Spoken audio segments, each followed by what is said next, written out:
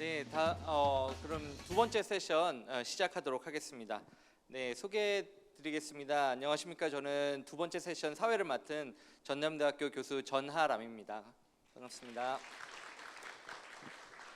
네, 두 번째 세션의 주제는 광주교육이 당면할 미래교육과 교육 환경의 변화입니다. 세션에 참가하신 좌장과 패널들을 소개해드리도록 하겠습니다. 먼저 좌장 소개해드리도록 하겠습니다. 고려대학교 교육학과의 교수로 재직하고 계시고 한국교육학회 회장님이신 신현석 교수님입니다.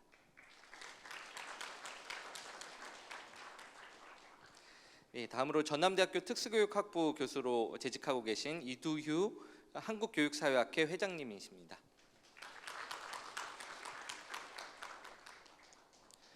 다음으로 한국교육개발원 디지털교육본부에 계신 손찬희 본부장님이십니다. 한국교육개발원 교육시설환경연구센터에 계신 조진일 센터장님이십니다. 마지막으로 한국직업능력연구원 국가진로교육연구센터에 계신 주희정 센터장님이십니다. 그럼 본 세션은 좌장이신 신현석 교수님께서 진행해 주시겠습니다. 안녕하십니까. 이렇게 광주 국제 교육 포럼에 초청해 주셔서 감사드리고요. 제가 오늘 좌장으로 진행할 세션 주제는 광주 교육이 당면할 미래 교육과 교육 환경의 변화라는 주제입니다. 오늘 네 분의 오늘 패널들께서 나름대로 이 광주 교육의 현황과 그다음에 당면 과제, 미래를 어떻게 교육적으로 설계할 것인가에 대해서 발표 준비를 해 주셨습니다. 우선 먼저 이두유 교수님부터 오늘 패널 발표로 주어진 시간은 한 7분, 8분 정도 될 것 같습니다. 먼저 네 분의 발표를 듣고 그 다음에 또 청중으로부터 혹은 이제 패널 간에 또 중요한 이슈나 쟁점 혹은 또 궁금한 것들이 있으면 서로 이 질문을 하고 또 응답하는 이런 토론 시간을 갖도록 하겠습니다. 먼저 이두희 교수님 발표해 주시죠. 안녕하십니까. 제가 따로 또 인사는 안 드려도 될 것 같고요.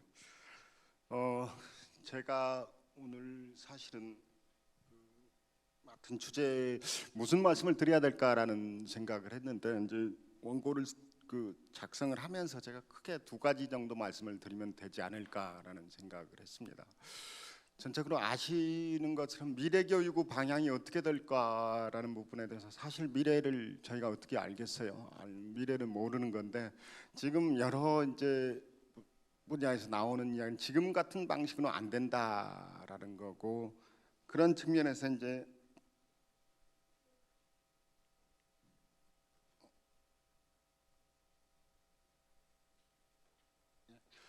이 OECD를 중심으로 했던 이야기들 또 SDG와 관련된 이야기들을 쭉 해왔습니다. 이런 첫 페이지에 있는 그림들은 제가 따로 말씀드리지 않아도 우리 사회가 어떻게 변해갈 것인가에 관한 이야기를 하는데 저는 여기서 가장 중요한 개념이 결국 저희가 교육주의에서 학습주의 사회로 변화라는 이야기를 하면서 가장 중요해지는 개념이 결국 개인의 주도성이라는 개념을 이야기할 수 있지 않겠냐라고 생각을 합니다. 그럼 미래 교육 체제는 결국 공급자 중심 체제에서 수요자 중심 체제로 변해간다라는 것이고 그런 맥락 속에서 이제 아마 IT가 결합을 하든 사회가 어떻게 변해가든 사회는 굉장히 빠른 속도로 변화될 것이다라는 생각을 하면서 그랬을 때 이제 우리가 직면할 수 있는 문제가 무엇일 것인가를 생각을 해봤습니다. 그래서 크게 보면은 이제 교육 공급망의 해체와 다양화되는 특징은 아마 가장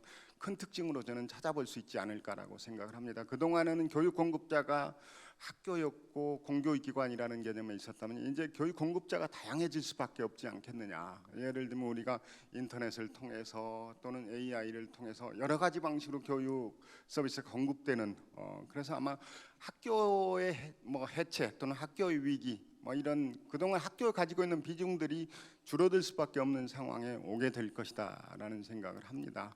그러면 이제 이 교육 공급자들이 이렇게 그 다양화되면서 그동안 가지고 있던 국가, 공교육 뭐 이런 기관들의 이제 독점의 한계라는 걸 저희가 생각해 볼 수 있지 않을까라고 생각을 합니다. 그러면서 이제 이 보시는 것처럼 개방, 경쟁 이런 것들이 점점 강조되는 사회가 오지 않겠느냐. 그러니까 학교도 경쟁해야 되는 사회가 될 것이고 또 다양한 서비스 공급자들이 이 교육 그 공급망에 뛰어들면서 수요자들이 원하는 교육 서비스를 제공하기 위한 이런 경쟁을 하게 될 것이라는 점입니다.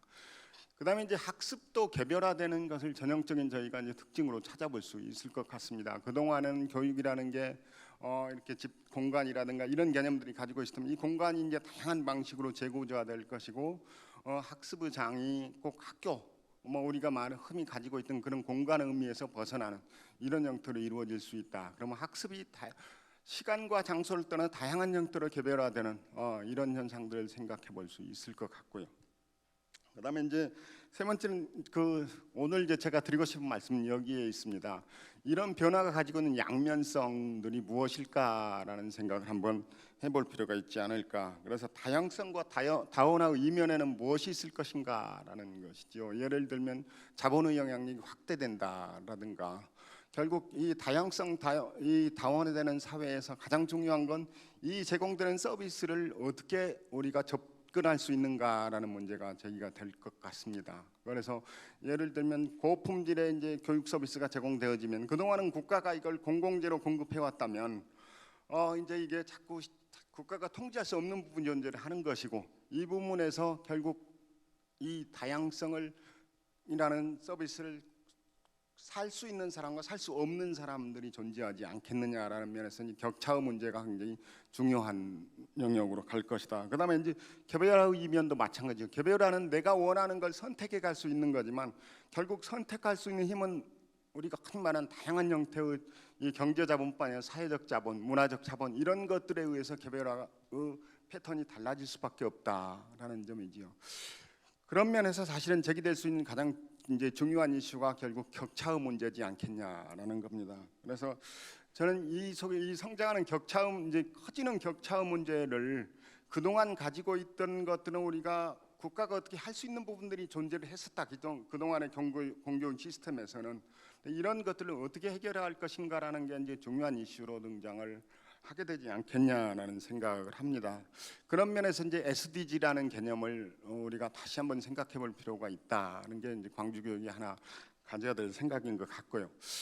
제가 시작할 때는 시간이 길 것 같은데 시계 보니까 굉장히 짧게 가서 얼른 마무리를 해야 될 것 같습니다. 두 번째는 제가 이제 뭐 광주에 쭉 살면서 광주 교육에 대해서 가지고 있는 생각 하나를 오늘 이슈와 관련해서 놓고 보면 사실 이제 인구절벽 아까 원고를 보니까 교육감께서도 시작하면서 인구절벽 문제를 말씀을 하신 것 같은데 인구절벽의 문제가 가장 심각할 겁니다. 어떤 자료 보면 광주가 앞으로 지금 17년에 150만이었던 인구가 향후 50만으로 줄어들 거다라고 극단적으로 예측하는 사람도 있습니다.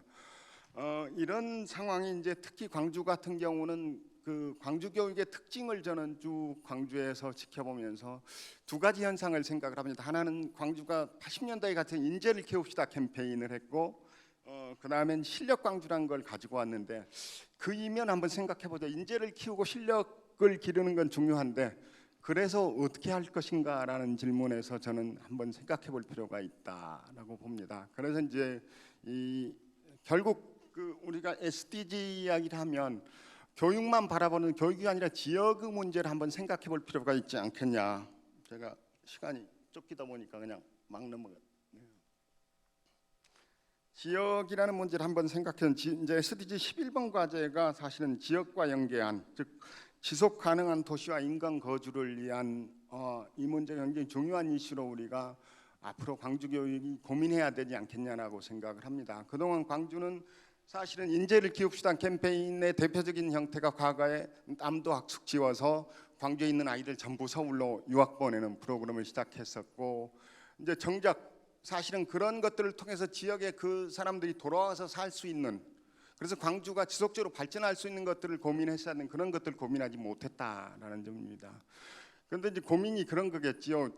그러면 그런 교육을 하지 말아야 되는가는 아닐 거라고 생각을 합니다. 그때 이제 저희가 고민해야 되는, 그러면 그렇게 광주라는 도시가 같이 성장하면서 광주 교육이 같이 이걸 끌고 갈 수 있는 그 방향이 무엇일까에 대한 고민, 이게 이제 저는 그런 것들을 위한 논의 구조가 필요한데, 그게 새로운 교육 거버넌스가 좀 필요하지 않겠느냐.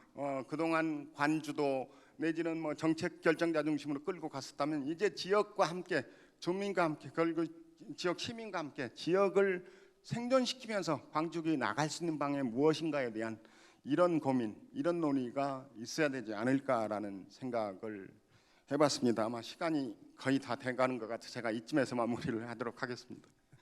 예, 감사합니다. 발표 내용이 시간은 짧지만 충분히 전달이 된 것 같고요. 또 나중에 이 패널 발표가 다 끝난 다음에 말씀드리겠지만, 오늘 그 초청 강연을 통해서 앞서 발표하신 두 분의 발표 내용과도 어떻게 보면 뭐 대비가 되면서, 또 뭔가 우리나라 상황에 특유한 이런, 또 광주 지역의 고유한 이러한 쟁점 이슈들과 연결되어 있는 그런 측면에서 말씀을 해주셨습니다. 자, 두 번째 발표는 손찬희 한국교육개발원 디지털교육본부장께서 발표하시겠습니다. 네, 안녕하세요. 저 한국교육개발원에 있는 손찬이라고 합니다. 아까 소개가 저희가 디지털 본부는 아니고요. 제가 디지털 업무를 많이 하다 보니까 약간 혼선이 있었던 것 같은데 미래교육연구본부에 있습니다. 앞에서는 이제 자리에서 해주셨는데 제가 PT를 넘기면서 말씀드려야 해가지고 여기서 서게 되겠습니다.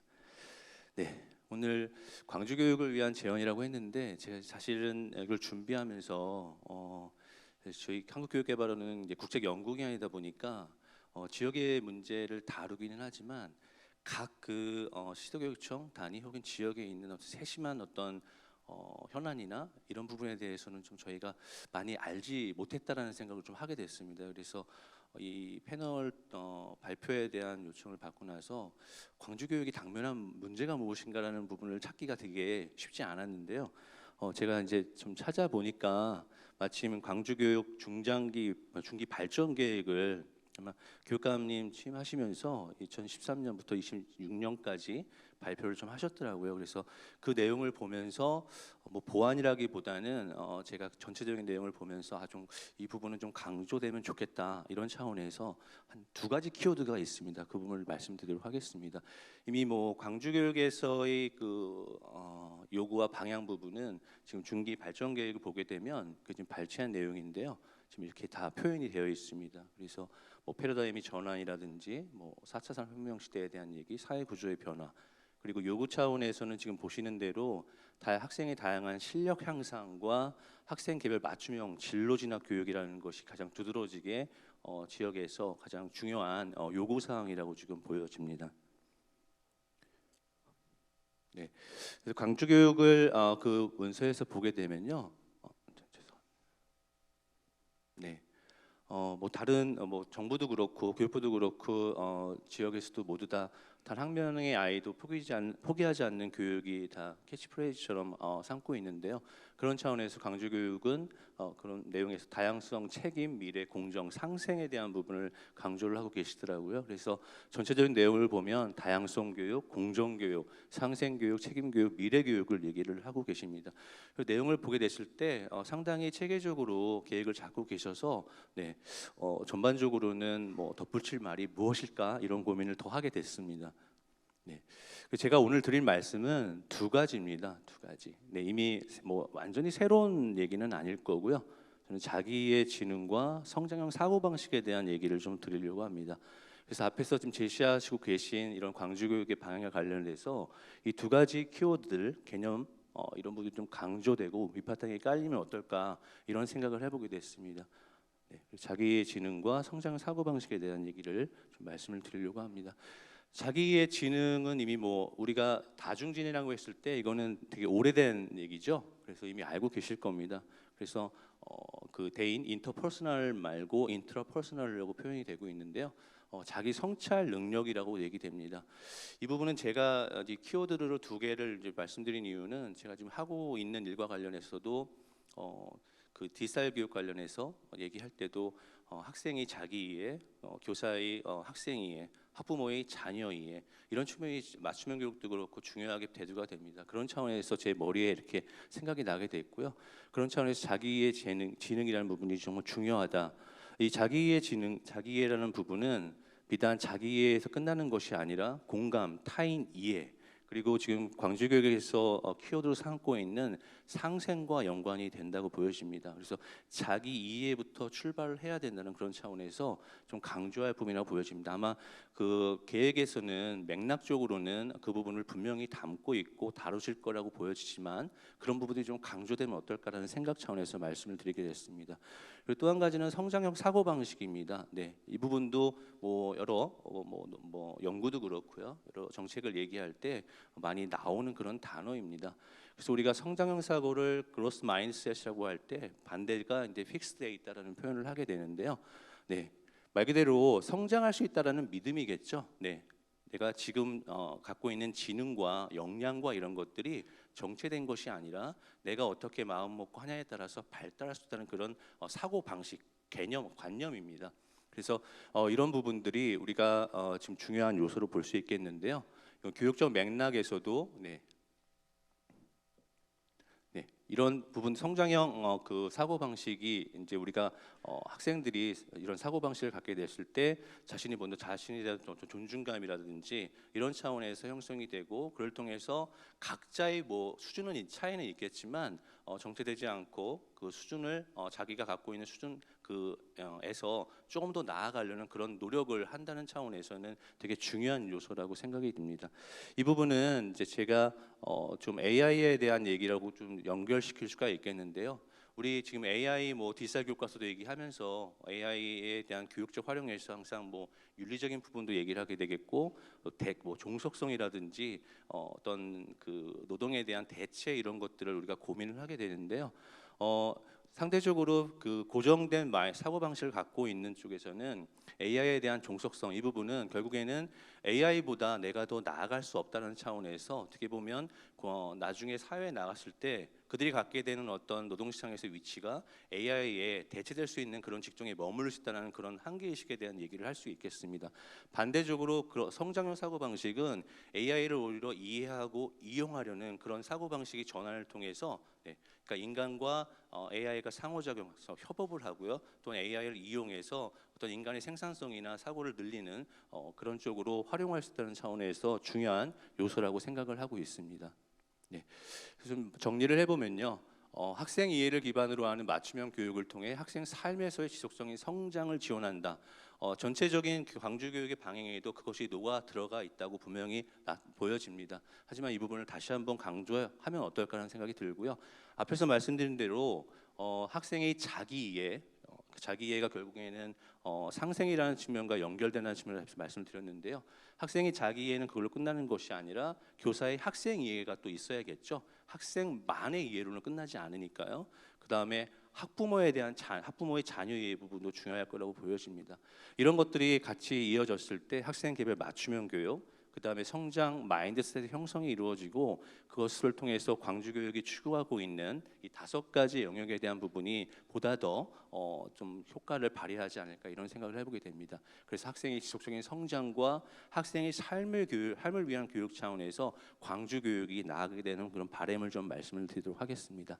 네, 이상으로 제 발표를 마치도록 하겠습니다. 감사합니다. 저도 대학에 있고 저는 전공이 이제 교육 정책 행정인데요.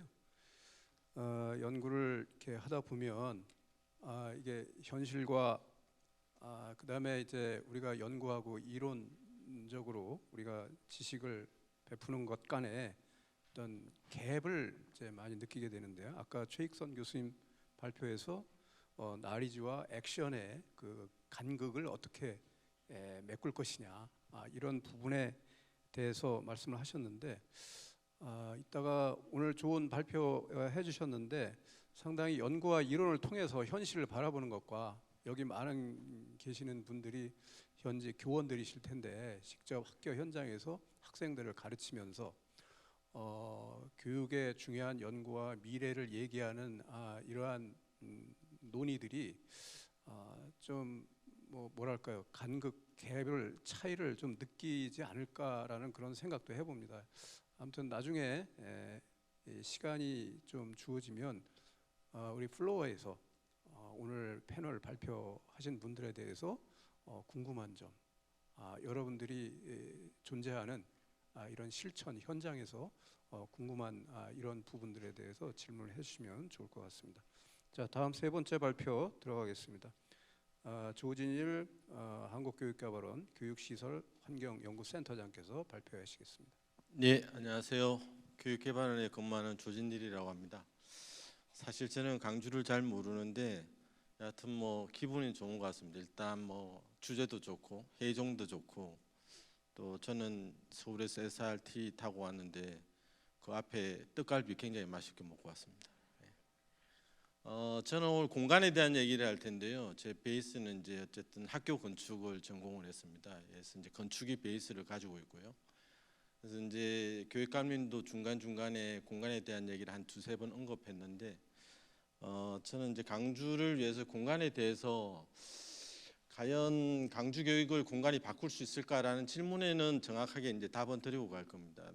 일단 좀 믿게끔 해드리려고 공간 자체가 교육적인 효과뿐만 아니라 이제 학교의 학생들의 생활이나 태도, 행동을 긍정적으로 변화시킬 수 있다라는 것에는 절대적인 믿음을 좀 가졌으면 오늘 오신 분들은 싶고요. 이것은 어쨌든 저희가 보게 되면 제3의 교사라는 책도 있습니다. 이게 레주 에밀리아라는 이탈리아 지방에서 이런 6가지 어떤 그런 여러 가지 사례를 이야기하고 있지만, 거기 서문에 보면 이런 글귀가 있어요. 좋은 환경에서 공부한 아이들은 그 머리의 어떤 시냅스의 연결성이 굉장히 몇 배로 더 이상 많이 활발하게 움직여진다라는 것은 당연히 이제 어떤 학업적인 성취도에 큰 영향을 아마 미칠 것이다라고 이제 얘기를 하고 있는 것이고요. 그 이외에도 여러 학자들이 교육적 효과가, 그리고 아이들의 어떤 팀워크에 있어서의 어떤 여러 가지 소통이나 협업이나 창의성이나 이런 거에 대해서 긍정적인 효과를 두고 있다라고 얘기를 하고 있습니다. 물론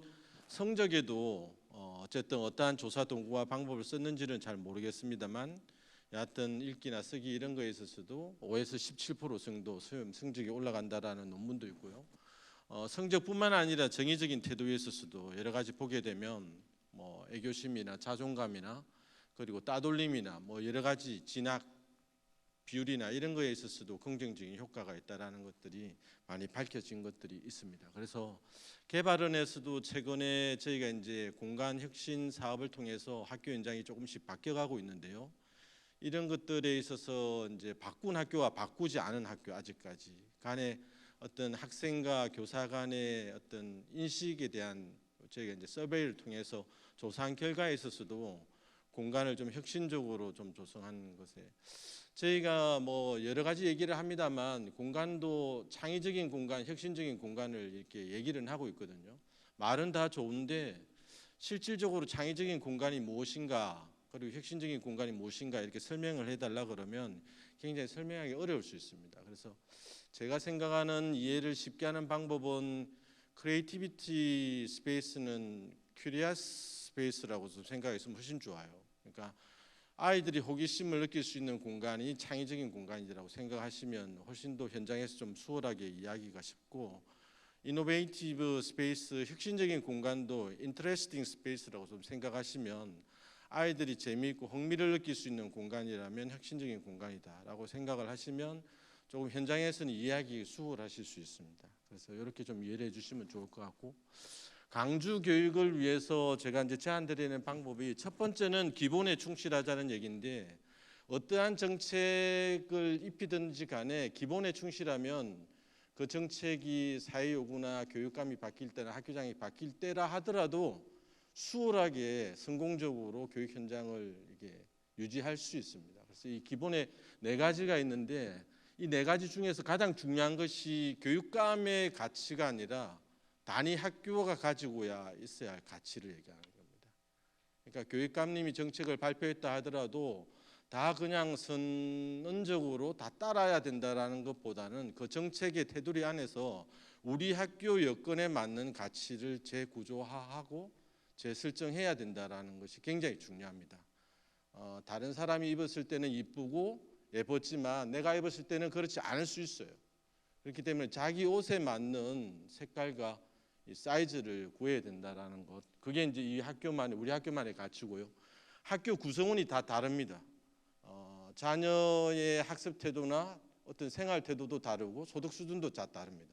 선생님의 가르치는 방법도 다르고 교직 경력도 다릅니다. 학교장의 어떤 철학도 다 다릅니다. 이 다 다르기 때문에 본인이 교사라고 해서 본인이 계속 교장이라고 해서 똑같은 정책을 다른 학교에 가더라도 똑같이 하시면 안 된다라는 것.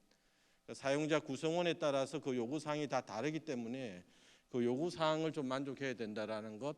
세 번째는 이제 아름다워야 됩니다.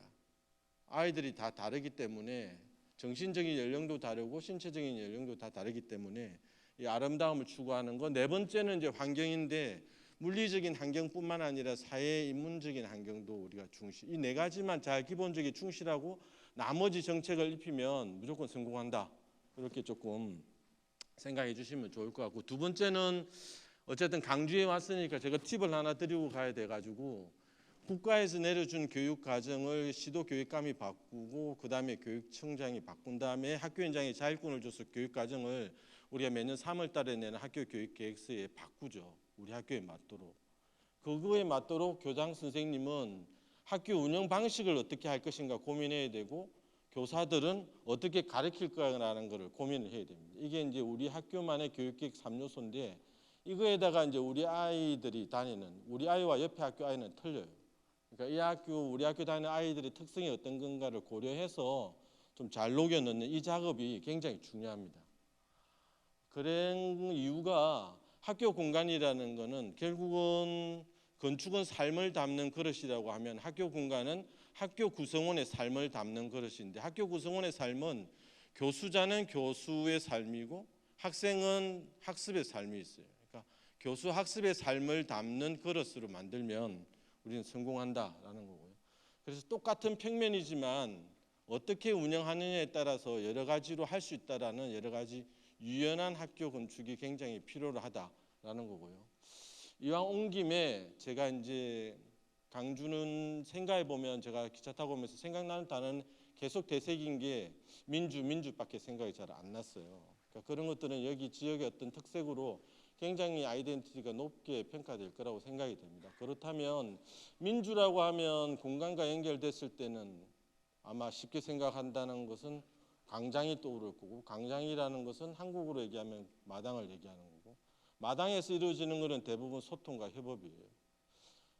그러기 위해서 제가 교실 없는 학교 만들기를 강주라는 이유로 한번 해볼 수 있겠다라는 생각이 들어서 우리나라의 최초로 교실 없는 학교 만들기 프로젝트를 강주가 먼저 한번 해보시면 어떤가라는 생각이 좀 들었습니다. 그래서 교실이라는 학급 교실을 얘기하는 거예요. 우리 공간의 학급 교실이 한 절반 이상을 차지하는데 이런 거예요. 내가 1학년 1반 17번이면 학교에 등교할 때 주황 현관도 잘 못 써요. 제일 바깥에 있는 사이드에 있는 현관은 그대로 무의식적으로 올라가서 자기 1학년 1반 교실 17번 자리에 무조건 앉아요. 누가 가르쳐 주지도 않고 그냥 무조건 앉아요. 거기 앉아서 오늘 주어진 시간표대로 수업을 들어요. 그리고 끝나면 집에 갑니다. 그죠? 이런 학교 생활에 있어서 창의와 협업, 소통 이런 거를 강조하는 것들이 어떻게 이루어지고 있을까? 공간의 행동의 변화를 만드는데 공간이 안 변하는데 그런 창의성과 협업성이 선생님의 입을 통해서 전달한다고 해서 아이들이 창의력이 향상되고 혁신적인 아이디어가 떠오를까라는 생각이 든다는 얘기입니다. 교실이 없으면 이 아이는 어디로 가야 될까요? 등교하자마자. 자기가 책을 읽고 싶으면 도서관을 가야 되고 자기가 정보를 검색하려면 정보 검색으로 가야 되고, 배고프면 심지어 매점으로 가야 되겠죠. 쉬고 싶으면 휴식실로 가야 될 겁니다. 친구랑 놀고 싶으면 노는 장소로 가야 되겠죠. 그렇지 않고 1학년 1반 17번 8시 땡 하면 수업 시작하는 거를 해놓고선 자 협업하자, 소통하자, 어떻게 할 수 있는지 조금 의문스럽습니다. 그래서 이런 그림들이 있어요. 학생들은 교실에 가면 어쨌든지 이렇게 됩니다. 가르쳐 주지 않아도. 그래서 한번 깨보자는 거고, 학교 교실을 깨면 이렇게 될 거라는 겁니다. 그런 기대 속에서 우리가 한번 해보자라는 거고, 초등학교의 호주의 예고, 중학교의 미국의 예고, 고등학교의 벨기에 예고, 세계 해외 여러 선진국에서 교실 없는 학교를 하고 있습니다. 모든 학교가 다 강주에 있는 학교가 교실 없는 학교가 되다라기보다는 준비되어진 학교가 먼저 시범적으로 이런 교실 없는 학교 만들기 프로젝트를 한번 해보면 어떤가라는 것을 말씀드리고 싶었습니다. 이상입니다. 예, 감사합니다. 학교 공간이 교육적 효과에 긍정적인 영향을 미칠 수 있는가? 미칠 수 있다는 생각을 가지고 오늘 발표를 해 주셨고요. 상당히 이 공간에 대한 재해석, 다르게 생각할 수 있는 그런 어떤 뭐랄까요, 이유를 발표해 주신 것 같습니다. 자, 마지막으로 한국직업능력연구원의 주희정 센터장께서 발표를 해주시겠는데, 지금 9분 정도도 안 남아서 미안하지만 맨 뒤에 발표하는 죄로 한 6분 정도에 맞춰주시면 좋겠고, 그 다음 마무리를 할 수 있는 그 시간을 좀 주면 좋겠습니다. 예, 발표하시죠. 네, 준비를 6분 정도 해왔기 때문에 충분히 가능할 것 같습니다. 저는 허클베리 핀의 모험이라는 만화 영화를 보고 자란 세대고요. 지금 미야자키 하야오의 영화를 보고 자라는 세대들이 지금 학교에서 쭉쭉 성장하고 있습니다. 은퇴를 결심했던 이 감독이 어느 날 갑자기 2, 3년 됐죠. 그대들은 어떻게 살 것인가라는 만화를 들고 다시 들어왔습니다. 아마도 현대 아이들이 너무나 모험과 경험이 부족하지 않았나, 이런 문제의식을 갖고 좀 더 도전적으로 살아가기를 희망하는 차원에서 은퇴했던 분이 다시 갖고 오지 않았나, 이런 생각을 해봅니다. 우리가 그 국가진로교육 센터장을 맡고 있는 동안에 가장 많은 질문은, 학부모님은 우리 아이가 공부를 못하는데 어떻게 살아야 됩니까? 라고 물어보시고요. 그리고 대학생들은 이런 질문을 끊임없이 합니다. 제가 임용고시 7년째 준비하고 있는데 계속 해야 할까요? 자, 우리가 진로교육을 생각할 때 무엇이 되어야 하는가에 초점을 두다 보니 어떻게 살아가는 것인가에 대한 질문을 놓치는 바람에 청춘들이, 그리고 우리 아이들이 방황하고 있는 것 같습니다. 광주는 진로교육에 어떤 투자를 하고 있나 살펴보면, 예산 편성, 전국적으로 우수한 편이고요. 진로 전담교사, 부장교사들을 중심으로 전국 평균 이상으로 투자하고 있습니다. 그럼 아웃컴에 해당하는 우리 학생들은 어떤 역량을 보이느냐 보시면요. 자기이해와 사회성 제외하고 거의 전 분야에서 전국 평균을 현재 따라가지 못하고 있는 안타까운 상황입니다. 그렇다고 해서 많이 뒤처지는 것은 아니니 염려는 놓으셔도 되겠습니다. 그러면 어떤 영역에서 학생들이 어떤 만족도를 보이는지를 보면요. 초등학교의 진로 탐색을 제외하고, 그리고 학교 수업 시간의 수업 내용을 제외하고는 만족하지 않는 비율이 전국 평균보다 현재 높은 상태입니다. 이러한 상황들을 종합적으로 판단해 보면 학교에 대한 투자는 적절하고, 또 교사들이 수업 시간에 굉장히 수업을 잘한다 라고 판단할 수 있겠습니다만, 학교 밖 사회와의 접점을 통한 경험과 모험과 타 직업인에 대한 이해의 기회가 상당히 부족한 것이 아닌가라는 문제의식을 갖게 됩니다. 광주가 조금 더 진로 교육의 방향성을 가진다고 한다면 학생 각자에 맞추며 진로 설계의 지원에 집중할 수 있도록 학교 밖, 교실 밖으로 더 많은 활동들을 넓혀 나가셔야 한다. 그리고 수많은 학생들이 각자의 꿈을 설계할 수 있도록 그 꿈을 바탕으로 다양한 실력이 함양되는 것이 바로 광주의 미래교육이 아닌가 생각합니다. 앞으로 광주에서 더욱더 진로교육에 관심 가져주시고 저희 국가진로교육센터에서는 2023년 진로교육 현황 조사도 발표하고 있습니다. 내용을 바탕으로 내년도에도 좋은 교육 설계될 수 있기를 기대하겠습니다. 감사합니다.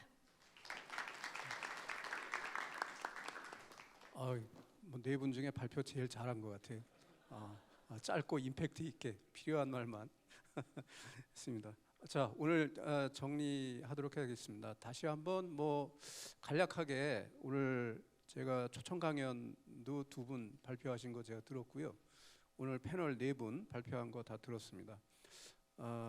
구로카미 하루 교수님은 이 시대의 교육 환경 변화와 관련된 학교 내부와 개인 학습자 수준에서 어떤 변화가 필요한지 학습자 주도성을 중심으로 해서 이제 말씀을 하셨고요.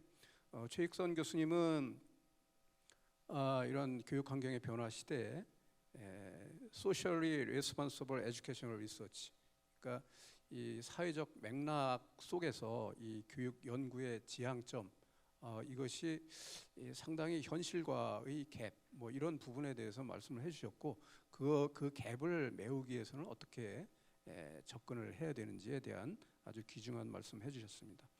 오늘 4분 발표는 이두 교수님은 교육 사회학자답게 이 오늘날 교육 환경의 변화에 따른 이 광주 교육이 처한 이런 사회적인 맥락과 지향점에 대해서 말씀을 해주셨고요.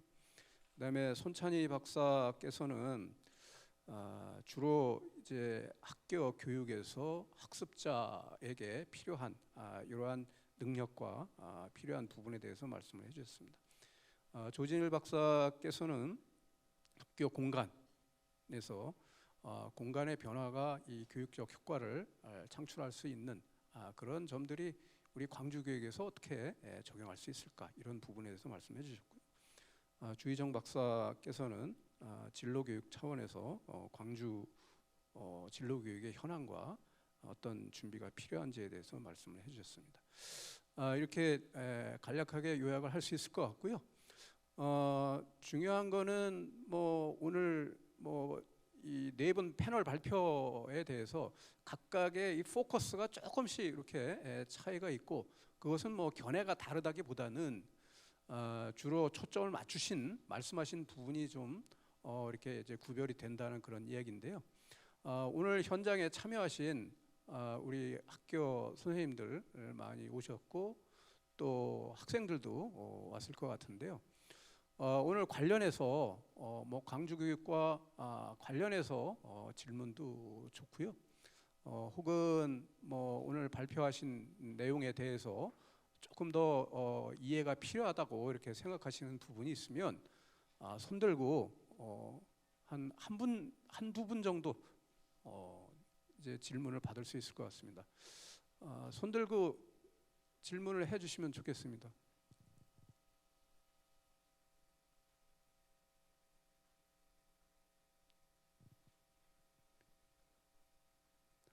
없나요? 이럴 때 제가 당황스러운데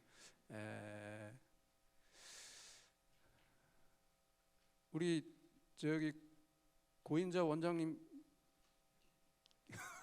갑작스럽게 질문 드려서 죄송한데 그래도 오늘 전체 오늘 패널 토론을 마무리하는 인사도 좋고, 또 오늘 발표를 통해서 이런 점이 좀 필요하겠다라고 싶은 내용이 있으면 말씀해 주시죠.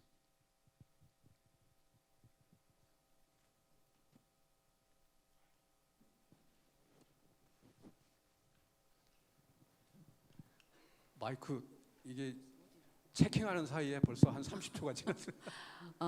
우리 세션 1 내용들을 그 네 분 교수님이나 박사님들 말씀 잘 들었는데 제가 궁금한 거는 우리 조진일 박사님께서 말씀하신 학교 구성원의 삶은 구성원의 삶을 담은 그릇, 학교 건물은 그렇게 돼야 된다 해서 미래형 학교가 되려면 강주가 교실이 없는 학교를 한번 만들어 보면 어떨까? 그 부분에 있어서 굉장히 귀가 쫑긋했는데 그렇다면 생활 지도나 또는 학생들의 안전 이런 부분에 대해서는 어떻게 할 것일까? 어떻게 해야 될까? 그게 저는 머릿속에서 딱 스쳐 지나가더라고요. 예, 그 부분에 대해서 조금 아이디어를 좀 주시면 참고도 될 것 같습니다. 예, 제가 여하튼 이 뭐 교실 없는 학교는 제가 가지고 있는 아이디어는 아니고 해외 선진국 사례를 통해서 이제 제가 여러 가지 이제 다양화된 학교 모형 중에 하나를 강주가 한번 해보면 어떻겠냐라고 이제 제안을 해드린 거고, 지금 원장님께서 조금 고민하시는 학생들이 어쨌든 클래스룸이 없다라는 거는 제가 학급 교실을 없애겠다라는 얘기거든요. 학급 교실을 없애겠다라는 거는 아마 제가 강주 학부모님들한테 욕 먹을 수도 있어요. 왜냐하면 담임을 없애겠다라는 얘기랑 똑같은 거예요. 그러니까 담임이라는 것은 사실은 모든 학생들의 모든 것을 책임질 수는 없을 거는 같아요. 제 생각엔 한계가 분명히 있을 것 같고, 그렇다면 학생이 가지고 있는 여러 가지 문제점을 전문적으로 카운셀링해 줄 수 있는 상담 교사가 오히려 학교에 배치되어 있어야 되는 거 아니냐라는 것에 이제 제 생각인데, 이것은 외국의 다른 학교 사례에서 제가 이제 봐왔던 거고, 거기에 이제 학교 사례를 보게 되면 아이가 고민하는 것이 이제 뭐 친구와의 관계일 수도 있고, 이성 간의 관계일 수도 있고, 성적 간의 관계일 수도 있고, 집안 가정 간의 관계일 수도 있고, 학업 성적 뭐 여러 가지 그 이제 카테고리가 다양할 텐데, 이 카테고리 다양한 것을 담임이라는 이유 하나만으로 정말 이 아이의 맞춤형 전문적으로 카운셀링을 할 수 있는가라는 것은 저는 사실 좀 의문점을 가집니다. 그러니까 이런 것들이 좀 더 전문화되어 있는, 만약에 예를 들면 교과목에 대한 학업 성질이라면 교과 담임을 이 학생들이 이제 배워가 되는 거고, 그리고 다른 학교의 또 사례를 보게 되면 학급 반 운영이 아니라 뭐 패밀리 이렇게 운영하는 하우스나 홈을 운영하는 경우도 있어요. 예를 들면 동학년이 아니라 이제 여러 학년을 아래 위 형 아우 아니면 동네끼리 같이 묶어서 한 20-30명씩 교과 이외 활동에는 거뭇금으로 이제 홈이나 하우스나 이런 거를 지정해줘서 별도의 이제 그룹핑을, 그러니까 이제 두 가지 집단성을 가지고 있는 거. 학업을 할 때 자기가 소속되어 있는 그 집단 하나 하고, 그러지 않고 학교 생활과 관련된 거에 어떤 소속감을 가질 수 있는 또 집단이 있다라는 것을 통해서 좀 폭넓은 사회성 또는 어떤 학업 성취뿐만 아니라 이런 것들이 좀 가능하지 않을까 싶습니다. 그런 것들은 아마 우리가 좀 더 고민해보고 해외 사례를 좀 벤치마킹하다 보면 충분히 강주에서 해결책을 찾을 수 있다, 이렇게 생각이 듭니다. 예, 감사합니다. 어느덧 시간이 종료됐다고 저 모니터에 사인이 와서 그래도 제가 마지막으로 마무리는 지어야 될 것 같아서 오늘 뭐 패널 발표를 통해서 상당히 다양한 각도에서 다양한 내용 수준의 광주의 미래 교육을 위한 이런 많은 좋은 말씀들을 주셨습니다. 상당히 공감하는 바가 많고요. 이것을 실제에서 현실화할 때 우리가 어떤 고민을 해야 되는지 이런 부분에 대한 많은 자극이 된 것 같습니다. 그러면서 저는 한 두 가지 정도 말씀을 드리고 간단하게 1분 내로 말씀 마치도록 하겠습니다.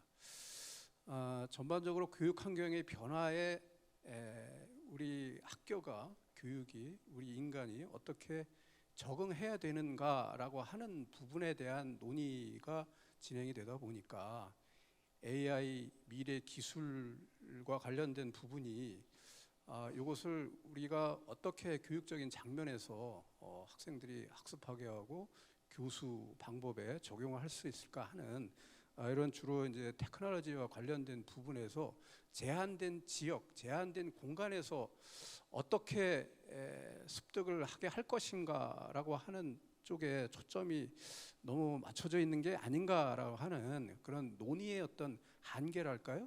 이런 부분에 대한 것들에 좀 느꼈고요. 이런 논의 수준과 담론 부분이 좀 더 넓혀서 미래에 대한 우리가 이야기를 해야 되지 않을까. 이 교육에 대한 우리가 교육을 어떻게 하는 거냐에 대해서 왜 하는가에 대해서 근본적인 고민과 성찰이 같이 가야 된다 이렇게 생각을 합니다. 1920년대 독일의 그 프랑크푸르트 학파의 시조인 호르크하이머와 아도르노가 산업혁명 이후에 나타난 여러 가지 이 사회의 어떤 문제적인 현상, 병리 현상 이런 부분에 대해서 고민하고 성찰하면서 우리가 이 고민을 해야 되는지 이런 그 철학적인 화두를 던져서 상당히 우리 인간 지성이 그나마 균형 있게 발전하는데 많은 영향을 미쳤다고 생각하는데요. 요즘 추세를 볼 것 같으면은 AI 미래 이 기술 발달과 관련해서 교육이 어떤 방향으로 가야 되는지에 대한 근본적인 성찰과 거기에 대한 고민이 조금 적은 것 같다 이런 생각이 듭니다. 무조건 받아들여야 되고 무조건 많이 알아야 되고 이런 쪽으로 일방적인 어떤 그 선형적인 논리로 이런 식으로 펼쳐지는 부분에 대해서 우리가 좀 고민을 해야 되겠다고 하는 그런 측면을 하나 말씀드리고요. 오늘 광주교육의 미래에 대해서 논의를 하면서 한 가지 조금 이런 부분도 좀 생각해주면 좋지 않을까라고 생각을 했던 게 뭐냐면은 지역 내 광주라는 어려운 여건 환경 하에서 어떻게 적응해 나갈 것인가라고 하는 굉장히 힘겨운 모습 속에서 우리가 얘기하는 건 아닌지 이런 생각을 해봤고요. 그래서 적어도 광역시급 우리 광역시 이제 각 권역마다 하나 둘씩 있는데요. 광주 정도 서남 해안에 있는 이 지역에 광주 정도 되는 도시에서는 제가 적어도 광주 교육은 어떻게 이 시대의 환경에 적응해 나갈 것인가 이런 고민과 함께 어떻게 이 광주 교육을 미래를 위한 또 미래를 그냥 이 지역에서 국한되는 것이 아니라 세계로 뻗어나갈 수 있는 국제화할 수 있는 이런 측면의 교육도 좀 생각을 했으면 좋겠다. 흔히 이제 우리가 이제 글로컬이라고 하는데 글로컬라이제이션이라고 하는데 acting locally 하고 thinking globally라고 하는 게 글로컬라이제이션의 이제 슬로건인데요. 이런 측면에서 적어도 광주 교육이 이 어려운 시대 여건에 지역적인 문제를 극복을 하면서 좀 더 이 광주 교육을 세계에 알릴 수 있는 이런 측면의 어떤 교육의 어떤 표본까지도 생각하는 이런 큰 구상을 좀 하면 좋지 않을까. 적어도 광역시급의 이 교육청에서 이런 부분에 관심을 가져야 된다고 생각합니다. 곧 고등교육도 지금 글로컬 사업 진행되고 있고요.